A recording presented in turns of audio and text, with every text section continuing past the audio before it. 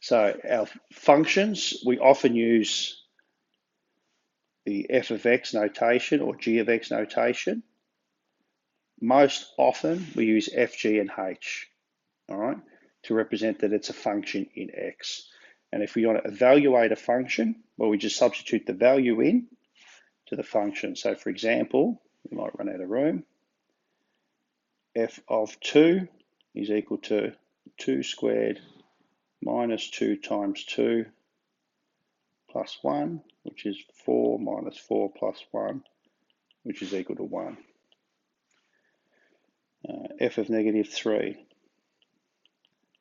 negative 3 squared. Put them in brackets, minus 2 times negative 3 plus 1, which is 9 plus 6 plus 1, which is 16. G of negative 2, the different function, is equal to 2 times negative 2 minus 3 minus 4 minus 3, which equals negative 7. Yeah, so that's just hopefully revision. If we want to work it out in terms of A, so f of A, I might come up higher.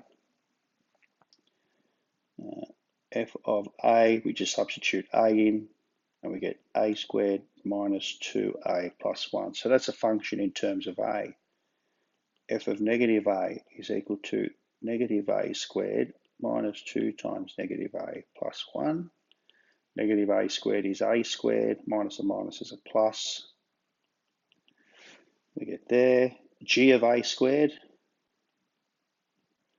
we just substitute the A squared term in. So it's 2 times A squared minus 3. So if we just use brackets around everything, the chances of making a mistake are less. G of A minus 2 is 2 times A minus 2 minus 3. 2A minus 4 minus 3. F of 1 minus A. So we substitute 1 minus A squared minus 2 times 1 minus A plus 1. Please, this first term here, that is equal to 1 squared minus 2A plus A squared. Minus 2 times 1 is minus 2. Minus 2 times minus A is plus 2A plus 1. So let's group it. I've got an A squared there. Minus 2A plus 2A is 0. 1 plus 1 is 2 minus 2 is A squared. So that happens to simplify down to that term. All right, f of A plus g of A. Might come over this side. What's f of A? Have I worked that out? I have. So f of A from over here, question 1, is A squared minus 2A plus 1 plus g of A, which is 2A minus 3. So I get A squared. They cancelled, aren't they? Plus 1 minus 3 is minus 2. All right.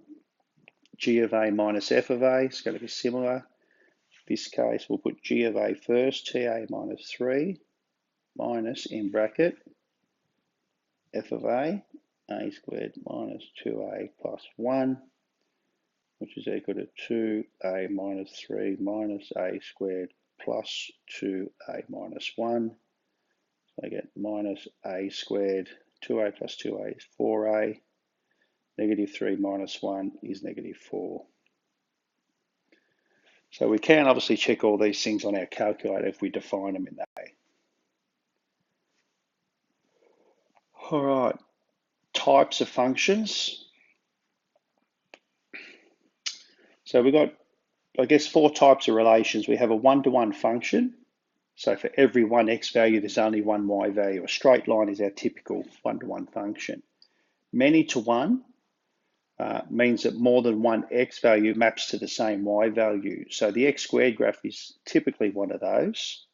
So for example, if I've got, say, y equal to 4 up here, Well, 2 squared is equal to 4, and negative 2 squared is also equal to 4. So that makes it many x to 1 y. A one-to-many function is typically my square root function if I've got both top and bottom. So it's actually a relation. Okay, so I've got many y values, or if you like, one x value goes to many y.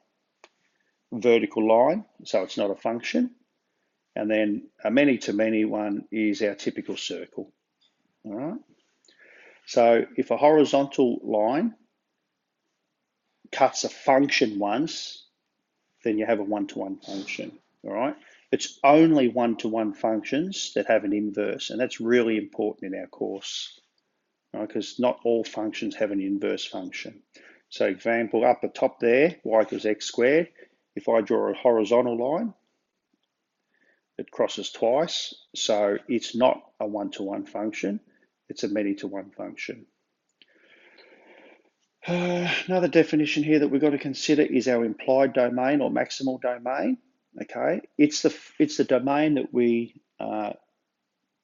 is not necessarily formally defined, but we know exists because of the nature of the rule that we're looking at. So for example, the largest domain for any of these following ones, y equals x squared minus 3. Well, we've sketched it before.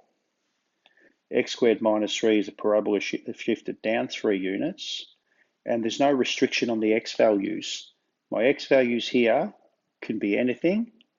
Therefore, the domain of that, we can write from negative infinity to infinity, or we can just say the domain x is an element of R, all right?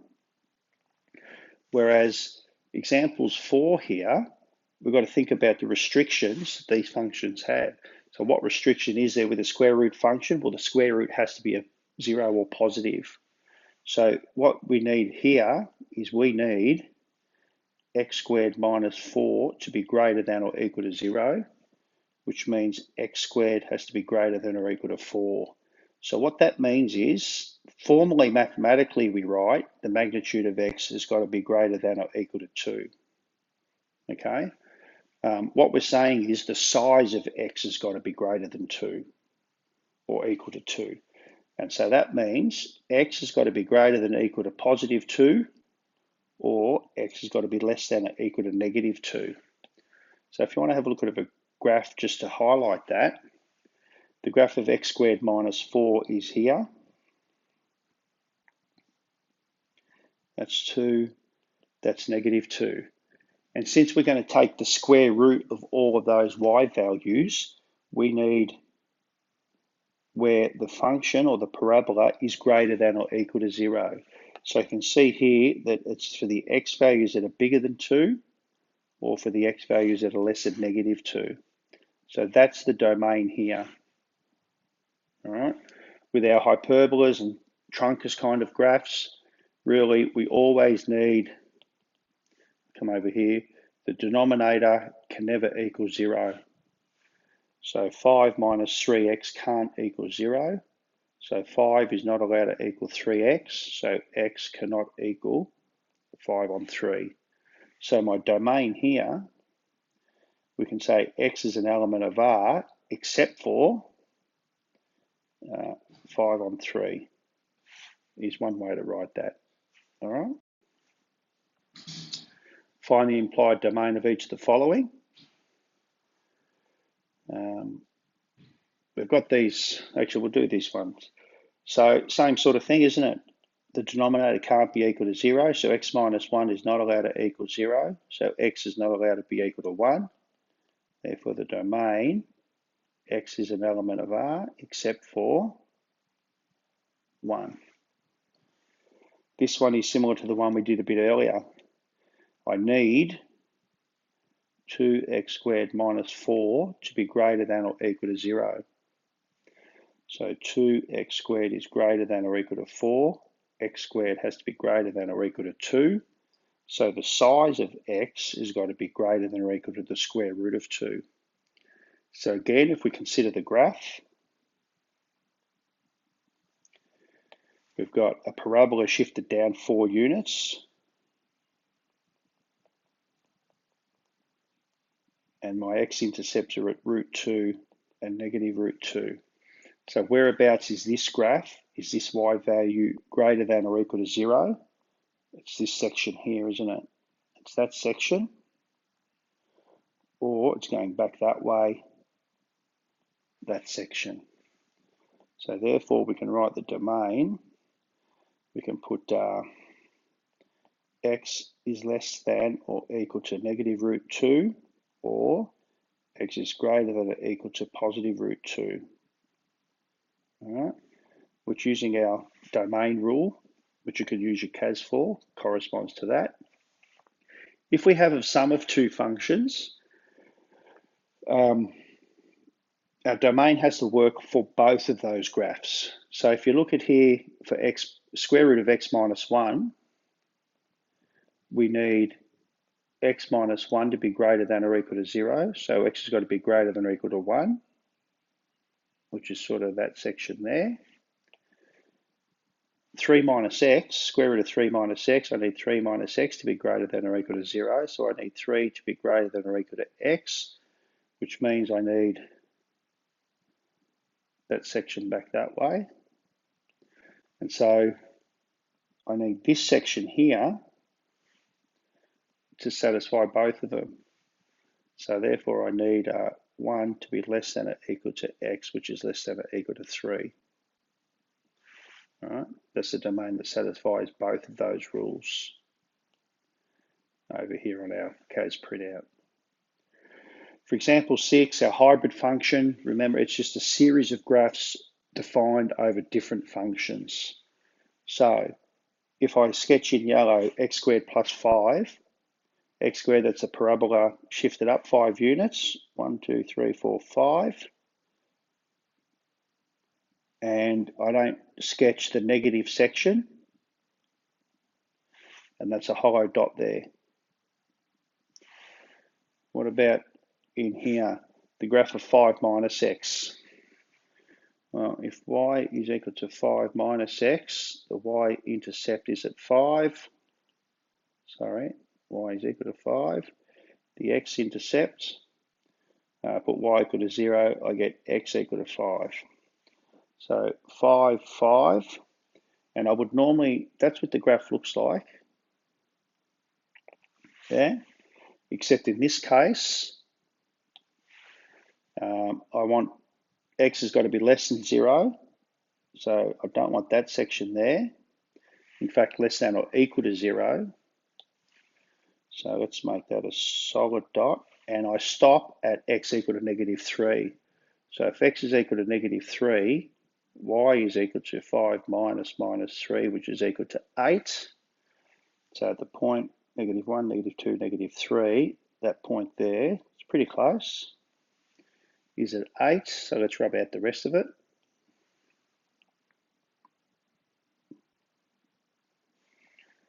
So that's the point negative 3, positive 8, solid dots. And then in green, I've just got the line there, y equals 8. Oops, which is that. Okay, so the key points, there's negative 3 there, that's 0 there. So in this section here, I use my yellow function. In this section here, I use the blue function. In this section here, I use the green function. So for example then, if I had to evaluate f of 1, whereabouts is x equal to 1? That's here, which is the yellow graph, which means f of 1 is equal to 1 squared plus 5, which is equal to 6. All right. If I want to work out f of negative 4, negative 4 is there. It's the green function. And if I use the green function, it's just equal to positive 8. You don't get 3 different values, all right?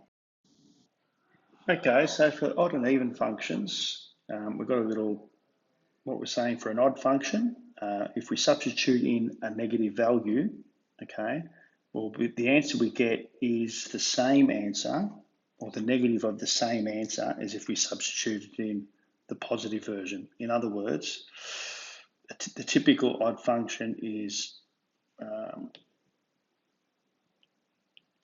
f of x equaling x cubed, because if I substitute in, say, -2, I get -2 cubed, which equals -8, which is the same as negative f of 2. Or take it back one step.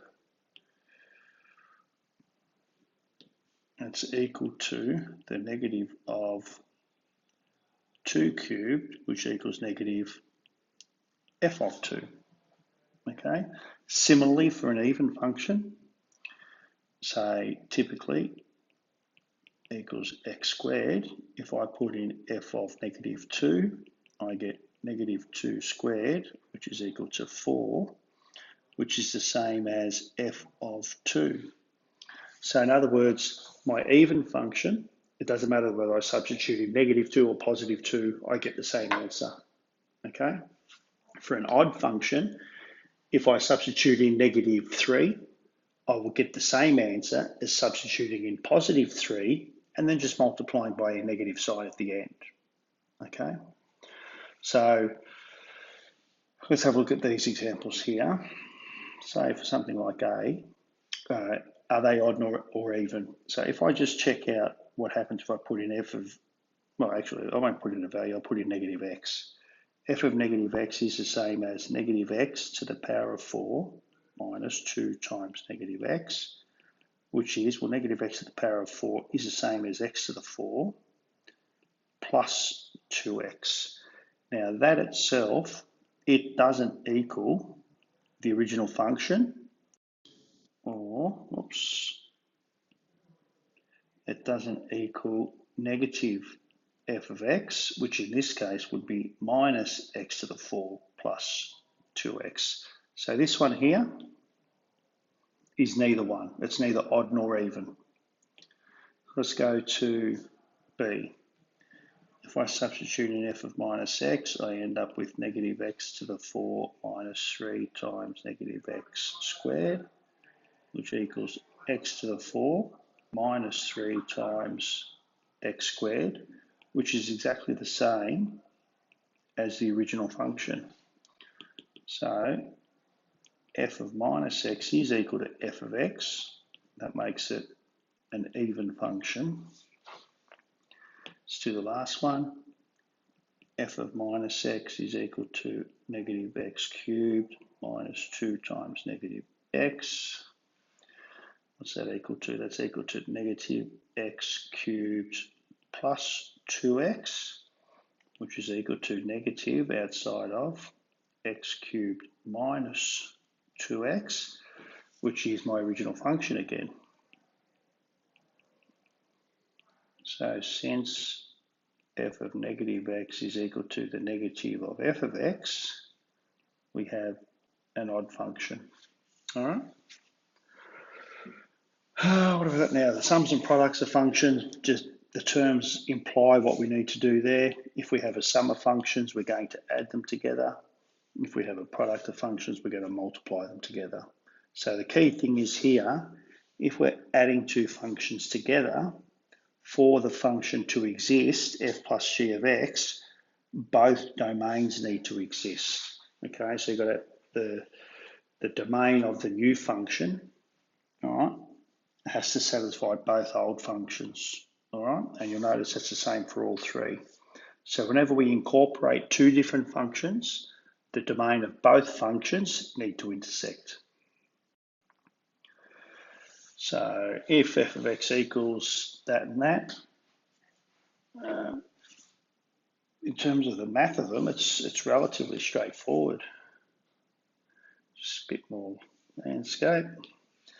So f plus g is just equal to the square root of x minus 1 plus the square root of 3 minus x.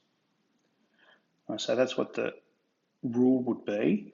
Clearly, the domain that we're interested in, x has got to be greater than or equal to 1 for the first one, and it's got to be less than or equal to 3 for the second one. So I need a domain that's between, I need a domain that is between 1 and 3. So that domain applies for all of those. Okay. F plus g of 3 means we just substitute 3 in.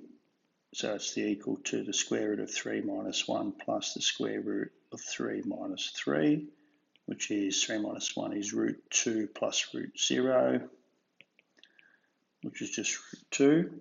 F of g is the product of them, square root of x minus 1 times the square root of 3 minus x. So if you wanted to simplify, they're really x to the power of a half with both of them. So we're just using our reverse surds there. We could write it in that way. And if I want to work that function out at 2, square root of 2 minus 1 times 3 minus 2 is equal to the square root of 1 times 1, which is just 1. All right, what have we got there? It looks complicated. Show that g of u plus v plus g of u minus v equals that. So all we can really do is just use our function rules as we know them and just see what happens. So what is g of u plus v? Is equal to, well, I put u plus v into the rule, and that will give me u squared plus 2uv plus v squared. G of u minus v is equal to, put u minus v into the rule, u squared minus 2uv plus v squared, and it says we have to add them. So if I work out g of u plus v, g of u minus v, I'm going to get that equal to u squared plus 2uv plus v squared plus u squared minus 2uv plus v squared. Hopefully you can see my uv's cancelled to give me 2u squared plus 2v squared, which is equal to 2 times u squared plus v squared. And u squared is g of u, and v squared is g of v, as required. All right, off we go.